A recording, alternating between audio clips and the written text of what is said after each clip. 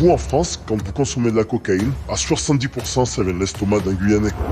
Nous allons mettre en place un certain nombre de systèmes qui nous aideront à mieux repérer dans les avions de gens qui portent en eux la cocaïne. Les mules guyanaises alimentent énormément de points de deal en France. Nous sommes extrêmement soucieux de ce qui se passe ici en Guyane. La République, elle ne cède pas aux gens qui sont en cagoule. J'ai organisé l'expédition et la réception de plus de dizaines de tonnes à destination de l'Europe. La guerra contra las drogas ha fracasado. La corruption, elle est à tous les niveaux, que ce soit du petit policier au commandant, au juge, jusqu'à des ministres. C'est un des business où il y a le plus de morts. C'est une véritable industrie du crime qui a ses routes, ses méthodes. Quand tu es dans ce milieu-là, c'est très très difficile de raccrocher aux valeurs. Il y a 90 000 $. C'est addictif. En France, à la revente, on est à environ 1 million d'euros.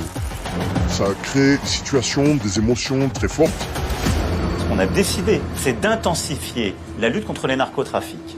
Et ils disent oui, on fait des brigades conjointes, etc. C'est une farce.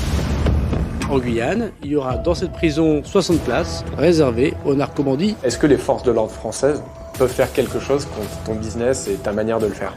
Non, ils peuvent rien faire. Dans tous les cas, ils pourraient pas stopper ce trafic.